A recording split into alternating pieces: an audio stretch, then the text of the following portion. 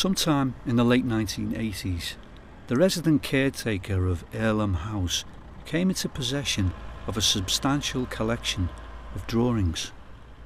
They were retrieved from a flat on the 14th floor that had been vacated without forewarning by its tenants. The drawings came to our attention when he brought one study to the conservation department, claiming it to be suffering from vibration issues.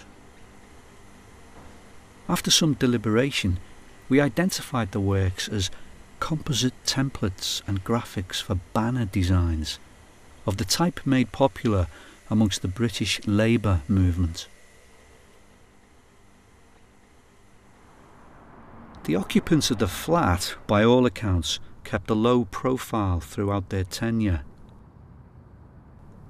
They had also used their accommodation as a makeshift design workshop and had secured financial support through the Enterprise Allowance Scheme, though for some unknown reason they had abandoned this venture before making any attempt to market their wares.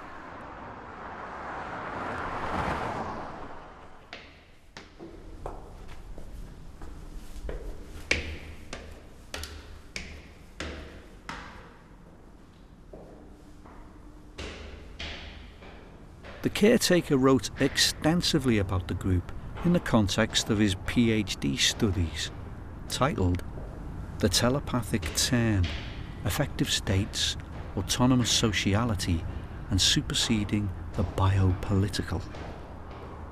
And whilst it seems that he had maintained a degree of communication with them, he would become somewhat evasive when asked of the group's specific identities and present whereabouts. He professed to never having actually known any of them, as he'd never encountered any individual more than once. He maintained that the majority of those he met had never attempted to pass themselves off as artists or virtuosos of any description, that there were no perceivable gains to be had. Through this, they had effected an absolute anonymity.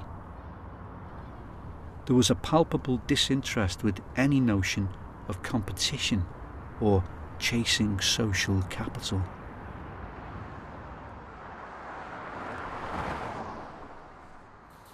He was adamant that they were familiar with digital technology and pointed to evidence of them utilising the like through accessing the internet for constructing design work, for research purposes and communicating with other interested parties around the globe.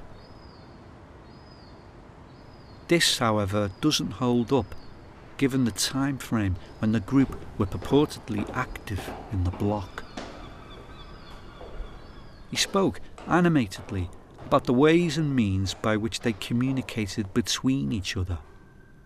He reckoned that they conversed in a variety of languages, doing so quite instinctively. Phrasing tended to juxtapose and playfully dovetail, phonetically morphing into complex syntaxes, wild grammatical divergences and associative leaps into streams of consciousness.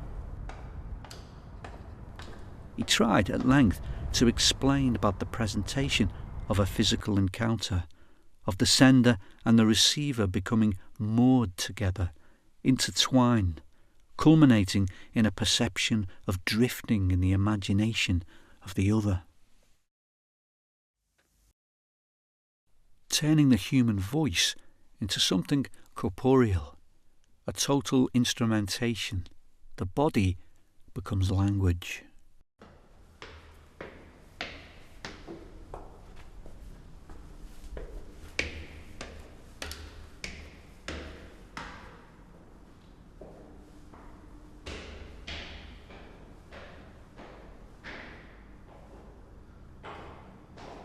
The group had created works that had no representational basis.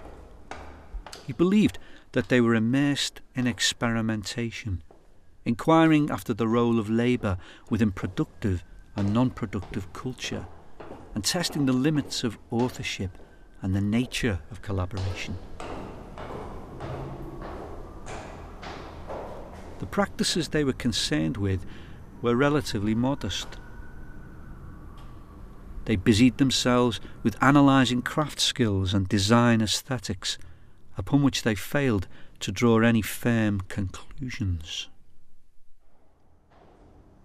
Aside from the designs, we worked with an amount of information gleaned from the caretaker that mostly recounted the group's composition and methodologies relating to their production.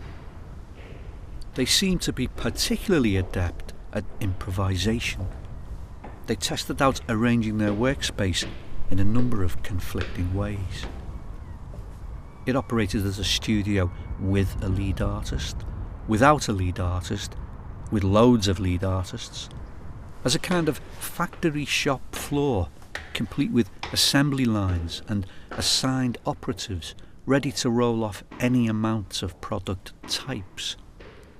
They tried out the full gamut of time patterns for work.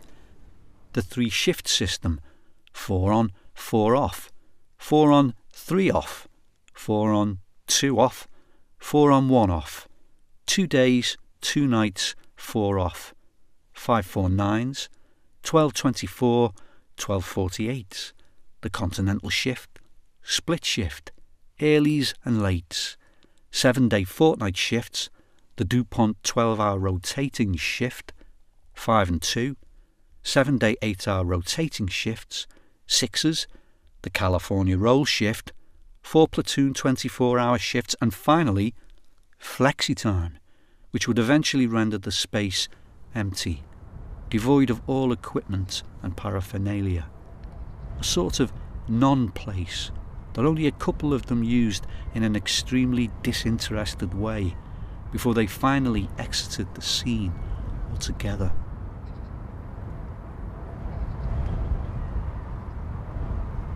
We're led to believe that the space served also as a laboratory primed for projects that digressed way beyond the remit of their banner productions. They created prototypes that were invariably consigned to the bin, made blueprints for auto-destructive pieces, played around with ready-mades, detorned found objects and hybridized or disassembled unfinished works, all with an unbridled enthusiasm, tempered by varying degrees of disappointment. He had a tendency to be dismissive of the drawings and felt that the significance of the group's activities should primarily be gauged by their capacity for imagining in the midst of political struggle. And though he confessed that his own interests were for the most part tied to the realm of praxis, the caretaker did initially join in with a passive examination of the collection, or the residue, as he would have it. He confirmed the use of any rudimentary materials the group could get their hands on: biros, brilliant white gloss paints and varnish from the chandlers across the way, where they spent an inordinate amount of time marvelling at the array of hand tools on show. And while we flicked through the work, his mood changed. He surprisingly opened up to speak about the group's identification with the occult and a possible engagement with paranormal phenomena. He believed that the designs were summoned up through some process of automatism. But my conjecture about the energy generated by the group possibly being locked into the works was met with bemusement. We briefly discussed other matters, this film as it happens, and then more broadly questions surrounding authorship, populism, the chances of creating new mythologies of our own. He asked if I knew about the Carry On film Carry On at Your Convenience from around 1971. It was the 22nd film of the series and their very first box office failure. Reason was their facile depiction of factory workers taking on the management.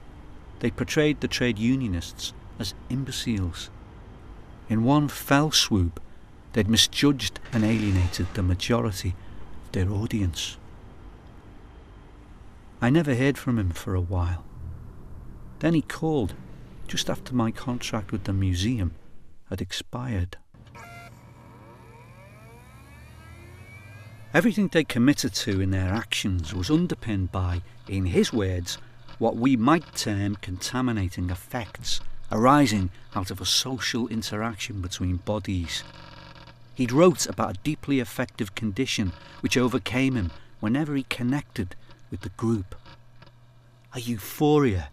You would delight in perceiving their form, an outline transforming in constant motion at varying velocities, the tactile qualities given up of so many essences, individuated, irreducible entities.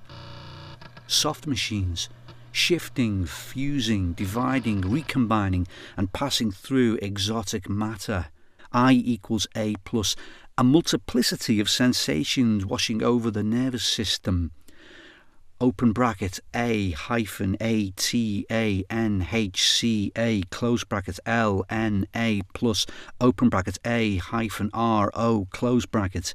Extreme spatial distortion, a gravitational disturbance, and the vertical hold's gone, an algorithmic breakdown.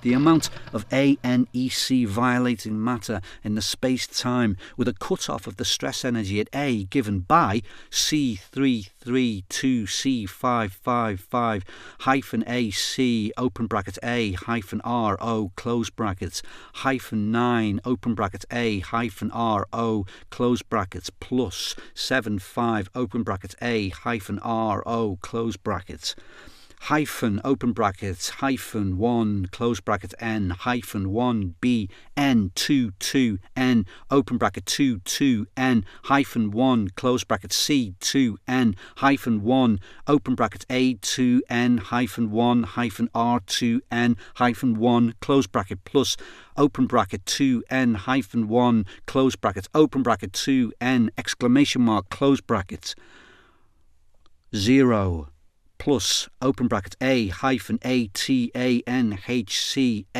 close bracket IN open bracket A hyphen ATANHC close bracket hyphen 1 close bracket, where BN is the Bernoulli number, and at 6 p.m. beneath the bell epoch domes of the building from which the president had ruled for so long, a cry went out that he was gone.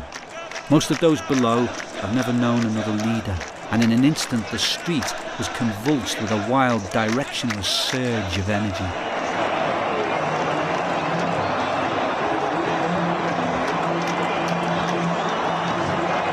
For a few moments it was simply a wall of sound, and Egypt's national colours blurred through the sky from every angle. And then the world came back into focus. Freedom roared a jubilant crush of humanity as the party got underway.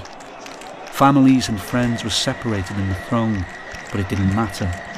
Hugs and kisses and dances were thrown out indiscriminately. People bounced from one circle of cheering youth to another. Some put their national flags on the floor and began to pray. Others fainted, quite overcome with the emotion.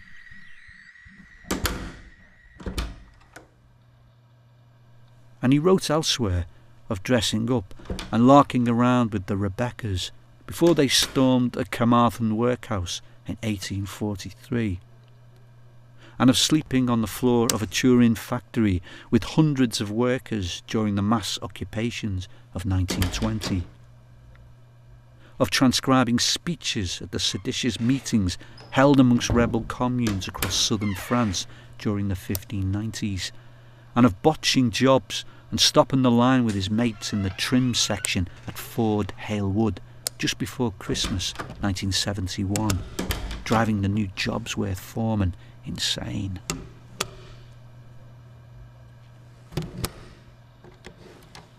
He stressed that these episodes were constituted in a bewilderingly chaotic way, were difficult to nail down,